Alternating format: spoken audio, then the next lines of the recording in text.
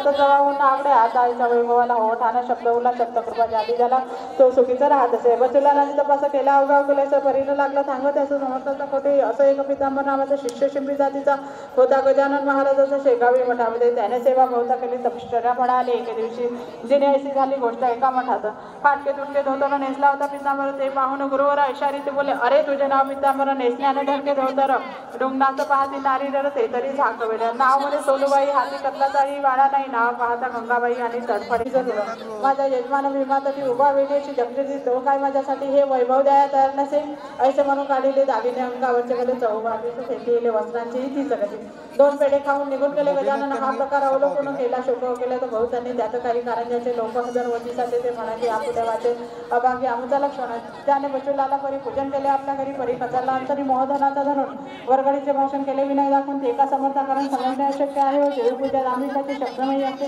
त्याचा काय सांगू उपयोग अरे हे अवघे विषण मला नको त्यांचा स्पर्श न्याय नसत्या उपदेश माझ्या मागे लावू नको अथवा तू मोठा श्रीमान हे दाखवाय कारण केलेच का हे प्रदर्शन सांगा अंगवर गुलाबी चिपडलेले एका सुवर्णाच्या तारीख दक्षिणा नेवली शेवटी होती पहार मोठी रुपये होणं मोहराची बेरीज करता 10,000 80,000 अशी दक्षिणा होती दुरो किती वर्णन करू तिथे श्रीमंतपुण्याच्या म्हणून विनय केले भाषण महाराज माझ्या इच्छे म्हणून राममंदिर ते कामावरचा मिस्त्री विचार करी अंतरी सुरुंगात लागल्यावारी सुरुंगवाय जाईल की म्हणून गणू चौऱ्याला मिस्त्री तो बोलला तू मित्र विहिरीला पुंगड्या थोडा सरकीव आणि तो येईल लवकर वरी पुंगड्या जाती चौरी मनाची शेजारी म्हणजे काम होईल त्या पुंगड्या सरकवण्याची कोणी ना त्याचे जावे असे म्हणून या गणू जवळ्याशी मिस्त्रीने दटावले काय करतो बिचारा दारी देवते ज्याच्या पत्र त्यांच्यावरी चाले जोरा यज्ञाचा बळी बोकडाचा या गणू जवळ्याची निष्ठा समर्थावरीसाची यज्ञ होता मिस्त्रीची गणू आता उतरला एक पुंगडी सरकावली ती तात्काळ तडा गेली दारूप्रती जाऊन भेटली गणू आता सापडला दुसरी जो आली तिथं पुंगडी सरकावण्याप्रती तो पहिला शब्द बोलला सत्य मक्का विचारता गणू म्हणे विहिरीतून समर्था ये धावून आता माझे रक्षण तुझं कोण करी विहिरी माझी दुराचा डोंब झाला होता त्याचा सुरूचा सुरुंग पडण्याचा अवधी बोलला थोडका तो गणू जवळावरी हाती कपार लागली त्या कपाराची बैसली साजू स्वारी गणू जवळाची एका शहराला 12 वर्षे तीर्थ बोले कावडे नाले शोधो 14 दिवस झाल्यावर गजानन फिल्माकडे येथे झाले शेगावमध्ये आपल्यावर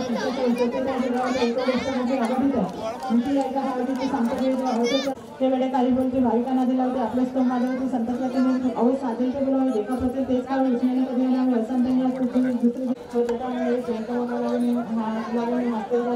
म्हणते झालं असं मी गजाननाने केली म्हणे अस्ताधिकेल निरतक